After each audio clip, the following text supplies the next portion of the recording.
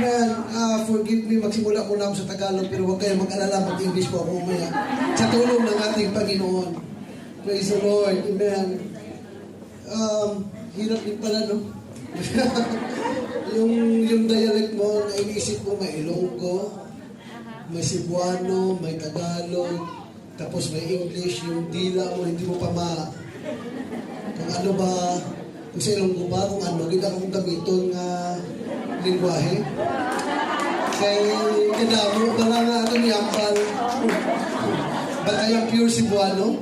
Amen. Praise God. Salamat sa Panginoon that we are here.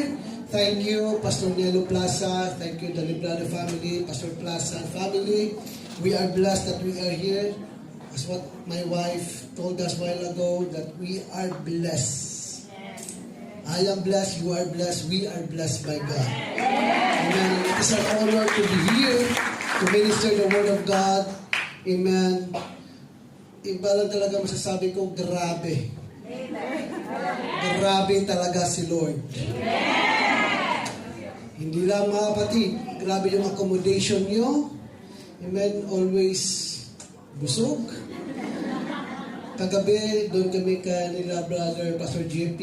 Hindi ko na alam. Sabi ko nga, sana unggoy na lang tayo. Para may lalagyan pa dito kung busog na. Wala na talagang masisidlan. Amen. And thank you sa lahat na mga leaders din sa church for allowing us to be here. Sa inyong lahat, sa ating mga mahal na bisita. Hindi po aksidente at hindi po sa Cebuano pa dili disgrasya. Amen. Hindi po aksidente kung bakit kayo nandito ngayon. This is all orchestrated by God. This is already planned by God. But we are here this afternoon and we have no other center in this place. Not the MC, not the pastor, but it is Jesus. Amen. And he said, if God is lifted up, I will draw all men unto them. And Jesus is here right now. Amen. Praise God. And please pray for me. Nakamakayanan ko itong English ngayon. Amen. Praise God. Without much further delay, please stand with me, mga kapatid. Amen. I know God has a message for us this afternoon. Amen. I check sa mga kapatiran natin sa Bayawan. I told them, please pray for me. Dahil double po yung pressure. Kinakabahan ako sa Tagalog, lalo na pag-English. Amen. Praise the Lord. Amen. Psalms chapter 1, verse 1 to 6. Amen. Psalms chapter 1, verse 1 to 6, the Bible says, Blessed is the man that walketh not in the counsel of the ungodly, nor standeth in the way of sinners, nor sitteth in the seat of the scornful. But his delight is in the law of the Lord, and in his law doth he meditate day and night. And he shall be like a tree planted by the rivers of water, that bringeth forth his fruit in his season. His leaf also shall not wither, and whatsoever he doeth shall prosper. Everybody said, whatever he doeth shall prosper. Whatever he doeth shall prosper. The ungodly are not so, but are like the chaff which the wind driveth away. Therefore the ungodly shall not stand in the judgment, nor sinners in the congregation of the righteous. For the Lord knoweth the way of the righteous, but the way of the ungodly shall perish. I believe that I stand in the righteous people in this place. Naniwala po ako na nakatayo ako sa mga banal na tao sa lugar na ito, mga kapatid. Because we are all washed by the blood of Jesus. Amen. Just allow me to preach this afternoon the message that says, blessed beyond measure. You are blessed beyond measure. Naramdaman niyo ba yan, mga kapatid? That you are blessed beyond measure. Lord, your word is already anointed. Speak to us this afternoon, Lord God. Anoint our ears and our hearts, Lord God. And let your spirit be freely moved in our midst, Lord God. Open our understanding and speak to us, mighty Lord God. And anoint thy servant as a vessel of your word, Lord God. Not by our might, nor by our power, but by your spirit, Lord God.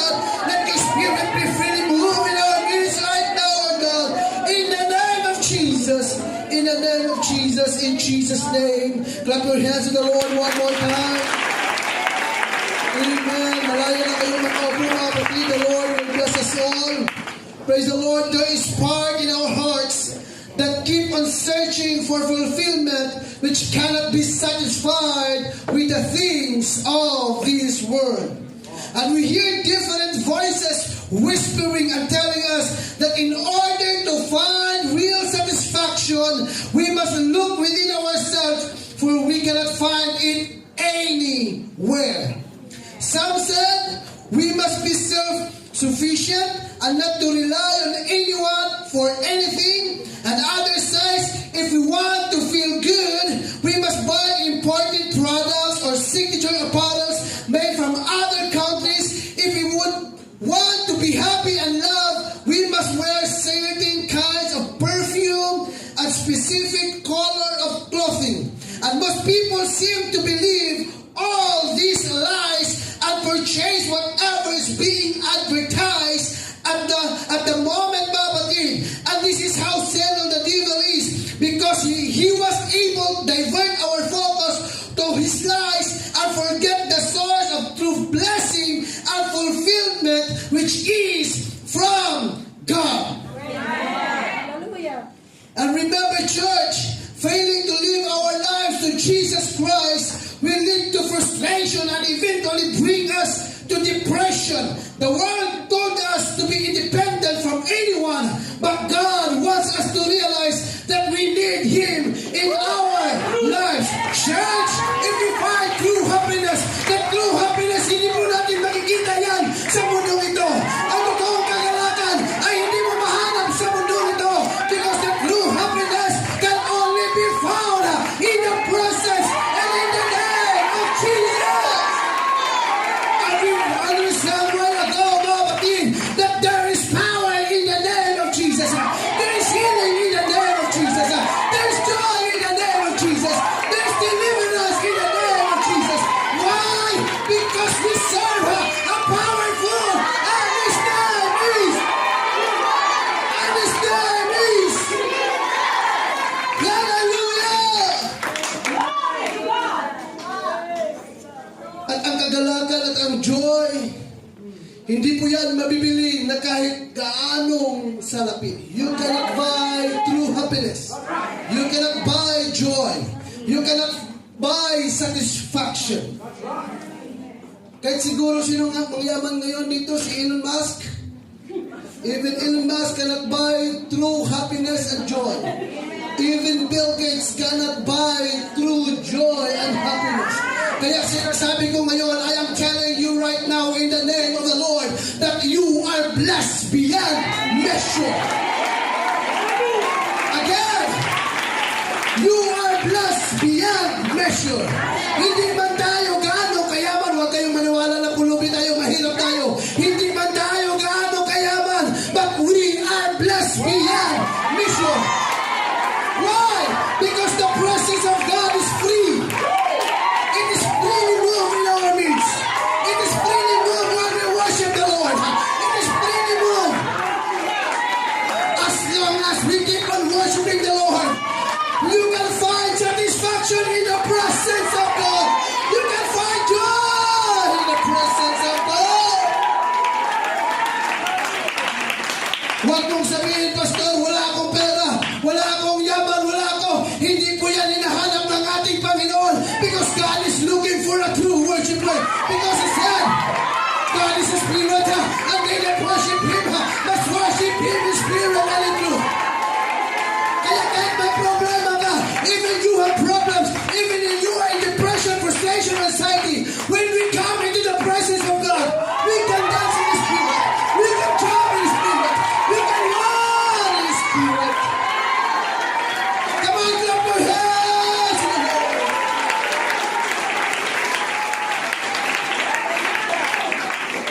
Can you tell yourself, I am blessed beyond measure? Bakit ka po pinagpala ng ating Panginoon? Why you are blessed? Because Jesus is inside and is working outside of us. Come on, that's right. Hindi man natin siya nakikita Physically, hindi man natin siya makikita.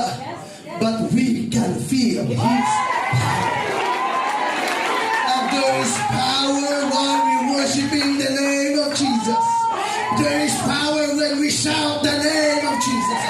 That is why there is healing in the name of Jesus. That is why there is joy in the name of Jesus. That is why we can smile beyond the storm of our problems. Because Jesus is enough. Can we give a clap offering to the Lord? Many people want to find true happiness. That's why they go to bars. Hinahanap nila, they go to beach, resort, pupunta sa pinakamataas na bundok. Amen, mag-skype viewing dahil akala nila andun yung totoong kagalakan. Andun yung totoong, amen, kagalakan at kasiyahan. Amen, pupunta sa barkada, pupunta sa mundong ito. Minsan akala nila ang kagalakan, mabibili natin. Bibili tayo ng Louis Vuitton, Cartier, Hermes, ano pa yun? Chanel. Amen, sa sapatos, ano ba sapatos? Mga Louis Vuitton, mga mamahalin. Akala nila, mga kapatid, pagka magkakaroon ka ng ganyan, makakakaroon ka ng totoong kagalakan. But thanks be to God, when we come into this place. But thanks be to God, nung pumasok ka dito ngayon, di ko maniwala na ako lang nakaramdam dito, mga kapatid. Nung simula ko na binuksan yung pintuan na yan, I feel the power of the Lord that is moving in this place. And thanks be to God that we are blessed beyond measure. Because some of you may taling sa mga problema. Because some of you may taling yung mga pa. Dahil sa mga pagsubok sa buhay na naiwan sa Pilipinas. Pero sabihin ko sa inyo, hallelujah, God already break the chains.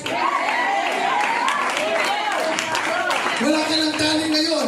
Hindi ko po natakpan yung bibig mo sa mga problema at sunodin sa buhay. Malaya ka po magsabi ngayon, purihin ka, Panginoon, kahit may problema ako.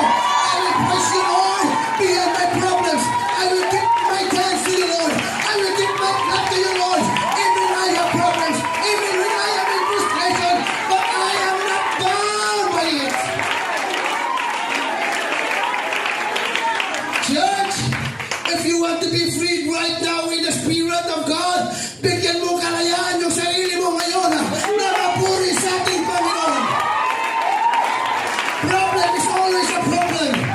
But problem will become a greater problem if there is no Jesus in your problem. That's why ito yung kagalakan that we are blessed beyond measure, that kahit may problema tayo, even when we are in the problem, we can still shout the name of Jesus. When you start calling the name of Jesus, your problem is going to bow down to the King of Kings, who is in the throne of grace and mercy. Even your sickness will bow down to the King of Kings and the Lord of Lords, that He is our healer, our Father. Kaya walang kayang hindi gawin ng ating Panginoon. Pag maniwala kayo sa Panginoon, mga kapatid, kaya gawin yan ng Panginoon. Just believe, just trust the Lord, because you are blessed beyond measure. Come on! Come on! Come on! Come on! Can you worship the Lord right now? Yan ang pamibigay mo sa Panginoon.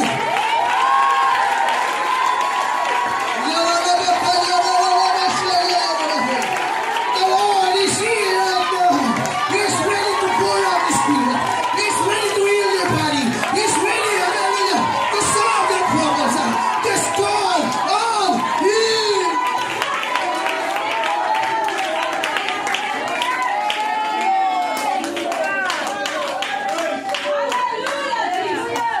Ang sabi ng mundo na nababaliw na tayo.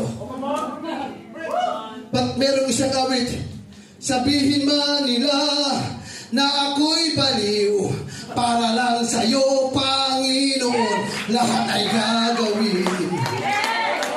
Inglesin natin kunti kung kaya ko. The world tells us that we are already full because of the name of Jesus. But it's okay to be called full for Christ. Hallelujah. Hallelujah. Minsan ang mundo nagsasabi, ano ba yan? Iyak, tawa, talon, sigaw. Okay lang yan. Basta maramdaman ko lang ang pag-ibig ni Kristo. Because I can do nothing without the Lord. Sabihin nyo man, napalim ako. Basta para na sa Panginoon. Hallelujah! Hallelujah! Hallelujah! Hallelujah! In Mark chapter 12 verse 41 to 44 says, meron pong isang story na nangyari sa Bible, mga kapatid. And Jesus sat over against the treasury and beheld how the people cast money into the treasury. And many that were rich cast in much. And there came a certain poor widow, and she threw in 2 mites, which make a farthing. And he called unto him his disciples, and said unto them, Verily I say unto you, that this poor widow has cast more in than all the which have cast into the treasury. For all did cast in for the abundance, but she offered what did cast in all that she had, even all her living. The story begins when one time Jesus and his disciples went up and saw a rich man casting their gift into the treasury. For your information, treasury was the place of the money of our government, a place of deposit and disbursement of collected funds, department in charge of finances, and especially the collection, management, and disbursement of public revenues. Doon po man nagkaroon ng bigayan. May mga mayayaman, may mahihirap na nabibigay. While they continue, mga kapatid, none of this money, gift, decoration, and magnificent building caught Christ's attention and impressed him. And Jesus even told them, lahat na nakikita niyo ngayon, pagdating ng panahon, ito po ay mauubos.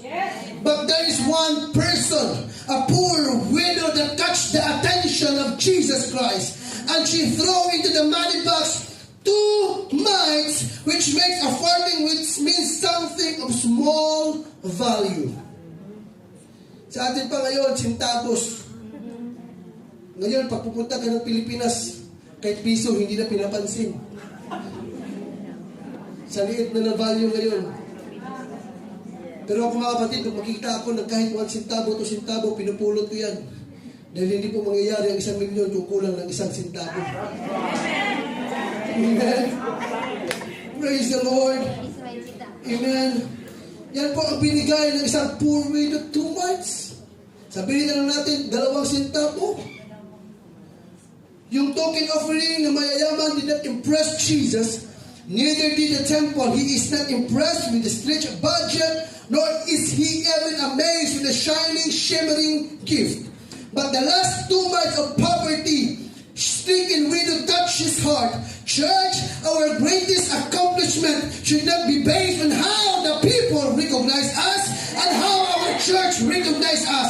Our greatest accolade and accomplishment ay kung paano tayo ginawa natin that pleases the Lord. Why the poor widow did call Jesus' attention? Because the others gave only their excess. But the woman gave her everything. Hindi po tira-tira. Hindi po excess. And the Bible says, for all they did cast in of their abundance. Ang ibig sabihin, nagbibigay sila ng malaki, pero marami pa rin natitira sa kanila. They only give what they don't need. But the woman that her remaining money, and that was everything she has, but she gave it with her whole heart without anything in return. That's right. A church, allow me to say this one to you. Huwag nating bigyan si Jesus ng sobra o ng mga tira-tira. but give God your everything. I am not preaching about your money. I am also preaching about your praise. Don't give God a leftover praise. Give God your everything. Your best praise, your best shout, your best clap, your best worship. Pastor Rilo, ito yung gusto mo, pinapawisan ako habang nangangaral. Huwag mong sabihin sa katabi mo, ayaw kong mapagod, ayaw kong mawala ng boses. Nandito lang ako para lang uupo lang dito sa tabi. At wala akong ibang gagawin. Basta lang makasimba ako. Don't God give your excess time. Nandito ka ngayon. Walang ibang rason. But you give God the glory. Don't tell yourself. Baka lalabas ako ngayon. Namamaga yung mata ko. Baka ano sabihin ng gamitin ko. Baka ano sabihin ng katabi ko kung papalakpak ako ngayon. Ano sabihin na sa harap ko kung sisigaw ako ngayon. I don't care what people say about me. Don't give God excess shout. Don't give God excess worship. Don't give God your excess time. Don't give God your excess strength. But give all your best. But give God your best worship. But give God your best shout. If you want to run in this place, if you want to run, if you want to jump, you have the freedom to do it. In the night.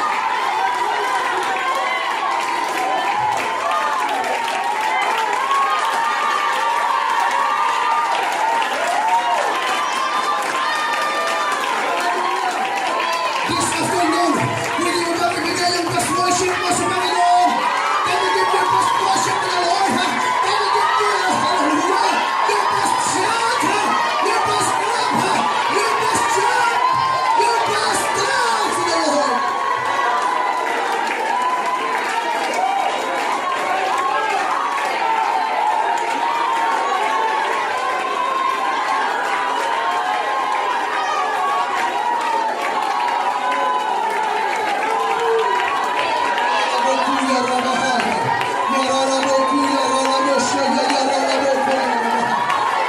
Mayroon kang lakas.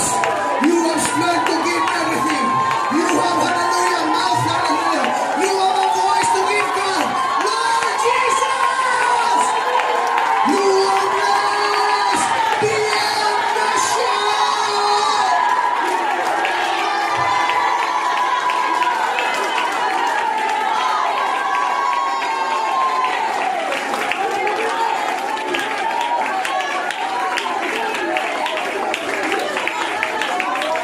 I believe there's been a miracle happen this afternoon.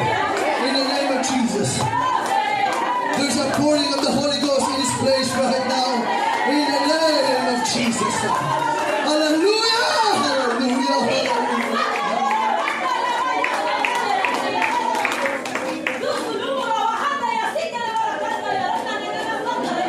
Our worship, our dance, our jump, hindi ko basihan ang instrument.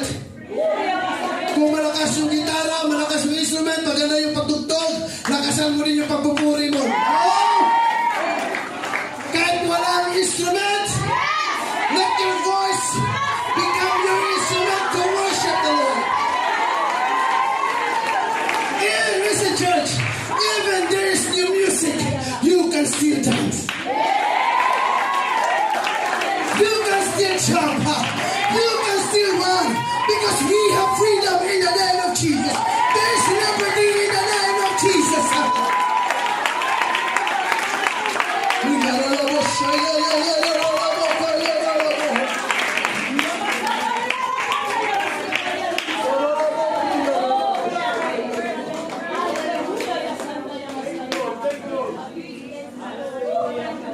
Love God with all thine heart, soul, mind, and strength.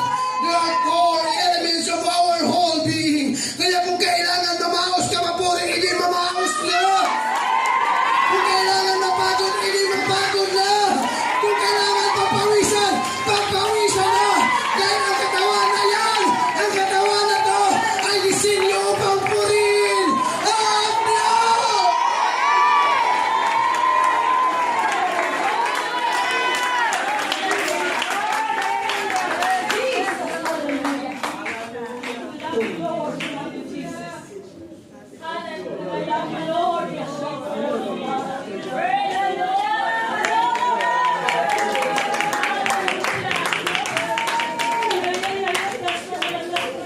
That's why King David was a man after God's own heart. Oh, yeah. Because every time David danced, he danced with all his might. He does not care for his title. He does not care about his palace. He was positively intoxicated in God's presence. Kung maghirap ng puri dahil may posisyon ka na, give up that position and start to praise God. Because praise is more important than your position. Huwag mong sabihin na professional na ako, hindi na ako papalakpak sa Panginoon. Huwag mong sabihin na mayaman na ako, hindi na ako maglilingkod sa Panginoon. Huwag mong sabihin na manager na ako, ito na lang ibibigay ko. Kung yan ang nasa isip mo, bitawan mo na yan ang posisyon na yan. Mas piliin mo na purihin mo ang Panginoon.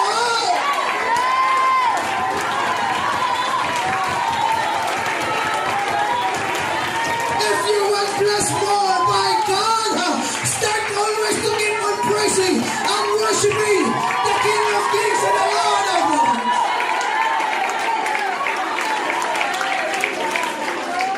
Woo! Hallelujah! Hallelujah! Hallelujah! You are blessed beyond measure.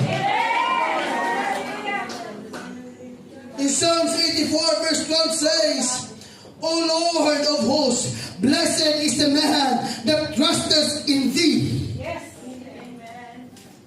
Whew, hallelujah. Praise the Lord.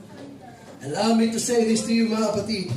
The Lord entrusted to us a measure of time, talents, giftedness, and enough resources to carry out His will in our lives. In other words, the Lord bless us with everything we have. The Lord bless us with everything we have so that we could bless Him everything we have. Woo! Yung sinasabi ko ang sarap kaya maging Kristiyano. Come on. Hindi po ako maniniwala na may problema po kayo na malaki. Yes. Amen. Dahil ang taong may problema, wala yan ngayon dito.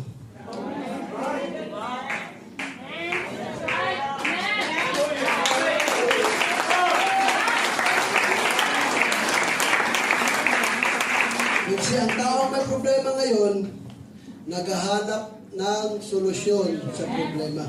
Naghahanap ng totoong solusyon sa problema. Akala nila nasa mundo. Yes. Yes. Correct. Come on. But I will tell you, church, when you come into this place, when you have sickness, you go out here by the name of Jesus. When you come here disappointed, uuwi ka ngayon na may kagalak. If you come here with frustration, dahil dito mo lang matagpuan ang totoong solusyon.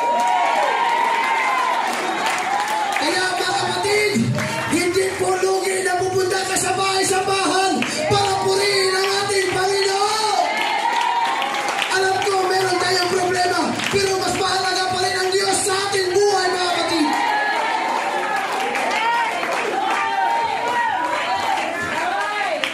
Pastor, paano mo nasabi na wala kami problema? Tingnan niyo nga yung sarili niyo. Look at yourself. You always smile.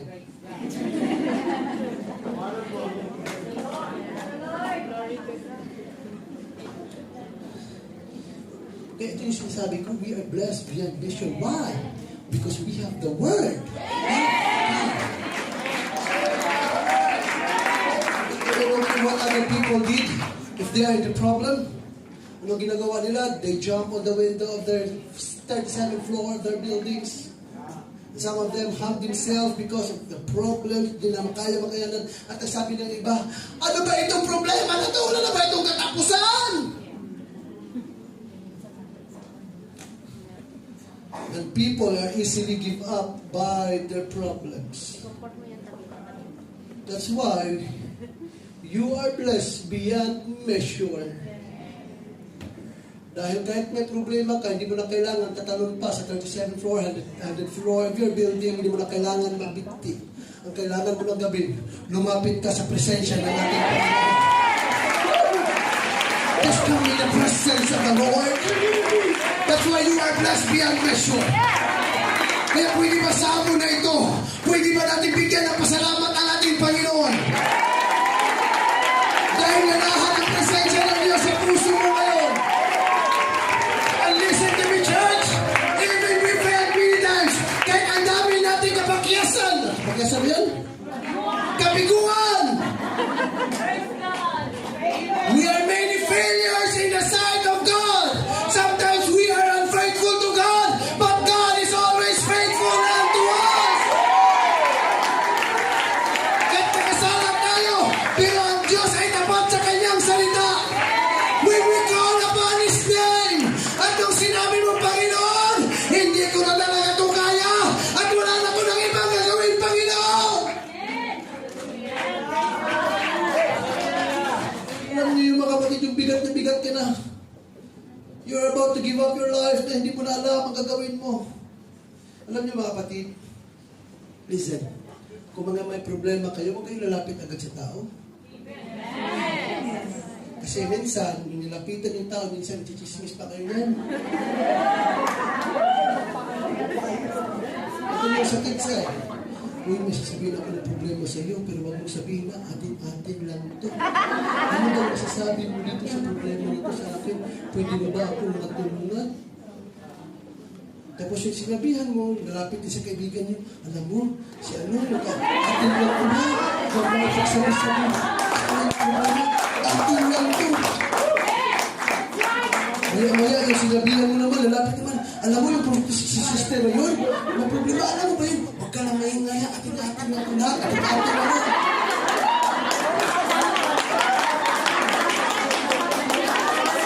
Diba? Hindi mo na alam, kaya papasok dito ni sister. Bakit yung nakatingin lang atin-atin lang naman sa iyo?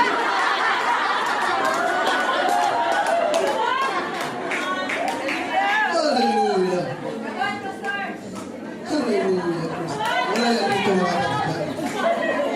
Amen. Praise God. Pero mga kapatid, the best solution in our problem, kaya ito yung lagi kong sinasabi sa church, pag may kailangan kayo sa pera, huwag kayo sa Bombay kakapit.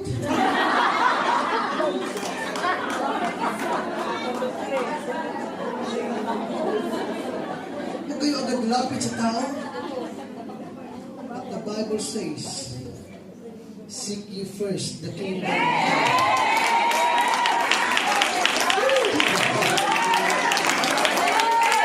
Hallelujah! Hallelujah! Pag napitan mo si Kristo, hindi ka mag-chismis. Pag napitan mo si Jesus Christ, yung atin-atin lang, sa inyo lang talaga ni Jesus yun. At ang kagandahan pa, ang solusyon na galing kay Jesus ay hindi mahanap sa mga tao sa mundong ito. Kaya church, you are blessed beyond measure because Jesus is always working in us.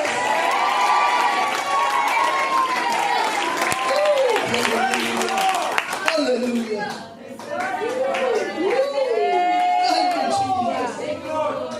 Thank you, Jesus. Thank you, Jesus. In Psalms verse 1-3 says, and he shall be like tree planted by the rivers of water, that bringeth forth his fruit in his season. His leaf also shall not wither, and whatsoever he doeth shall prosper. You know, God will perform what He had promised. Pag sinabi ng Panginoon, papagalingin ka na, papagalingin ka talaga. Pag sinabi ng Panginoon, ipopromote ka niya, ipopromote ka talaga ng Panginoon. If God said, I will heal your body, God will heal you. If God said, I will bless you, He will bless you. Why? Because God is able to do exceedingly above. And He will perform what God promises. And I like this phrase, mga kapatid. Pag-uunahin lang natin ang Panginoon.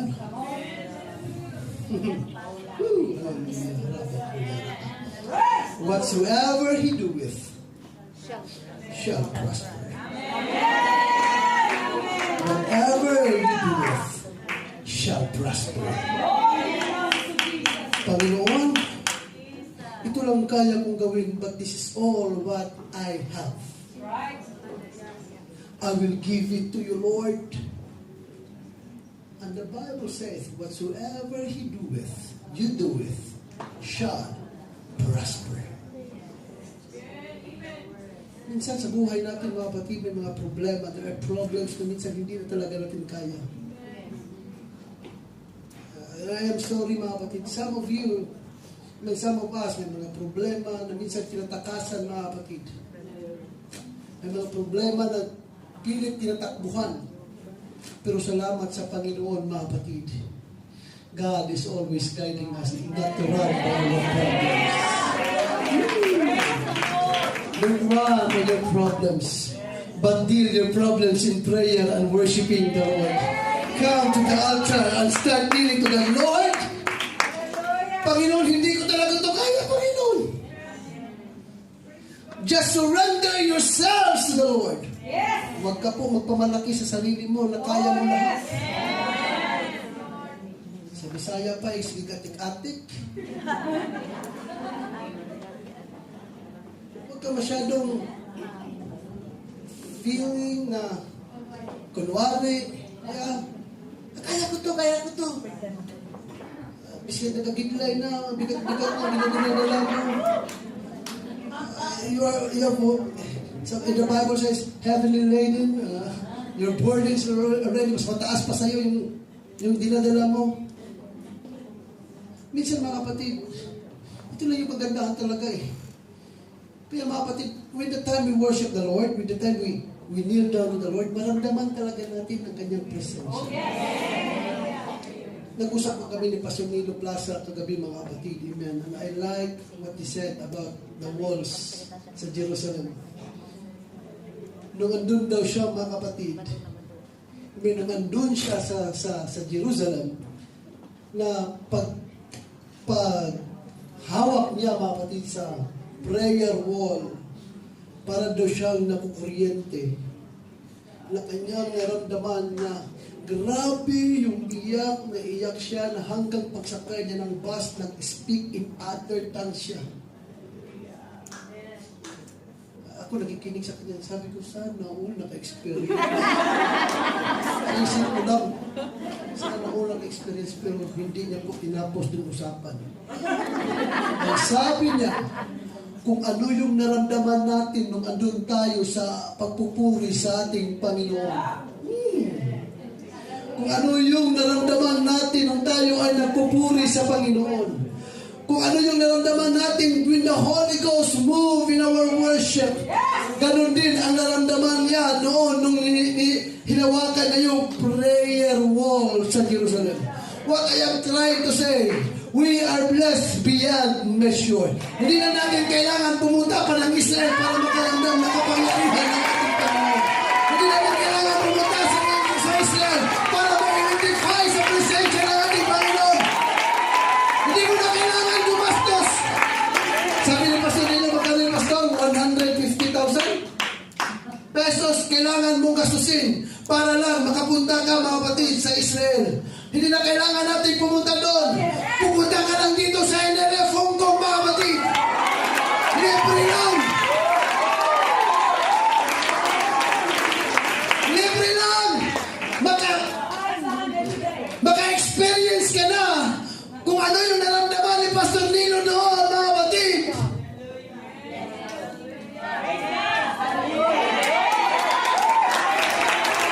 We are blessed beyond measure.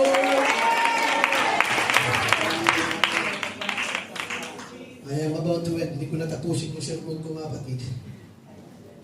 Alam niyo, kahit, mga kapatid, pupunta ka dito sa dabong ito, but your heart is out right now. Kung pupunta ka dito ngayon, na yung puso mo malayo lang, pati isip mo wala dito mga kapatid.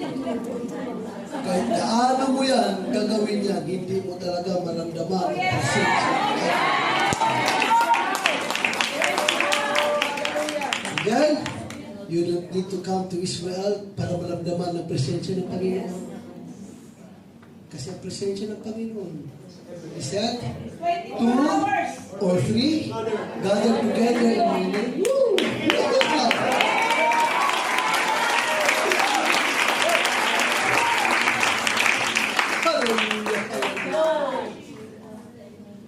At ang presensya ng Panginoon, wala lang po dito sa unahan, mga kapatid, ha? For your information. The presence of the Lord, wala po dito, wala sa gitna, wala sa likod. But the presence of the Lord is everywhere in His place.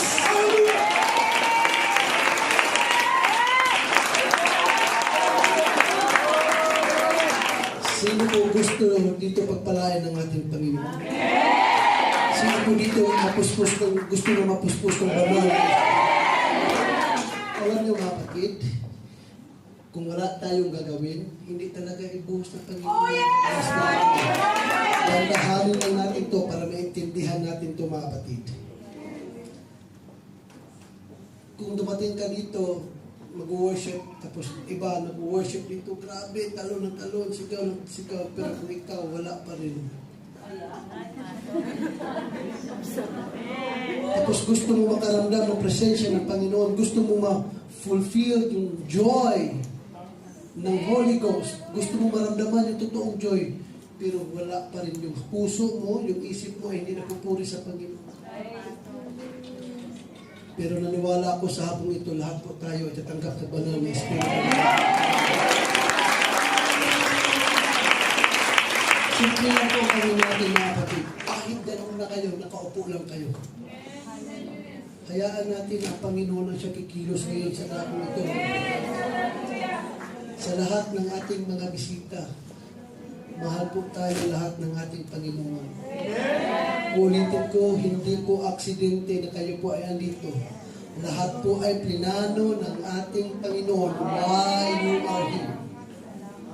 We are not bringing our religion, but we are bringing Jesus Christ. Because it's not the religion died at the cross of the Calvary. It is Jesus who shed the blood at the cross of the Calvary. Why we are saved.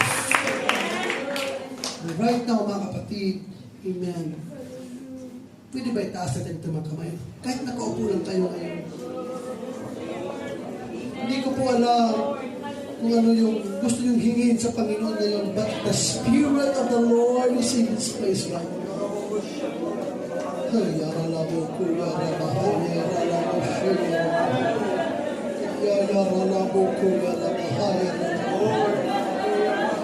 Hindi po hinahanap ng Panginoon yung excess.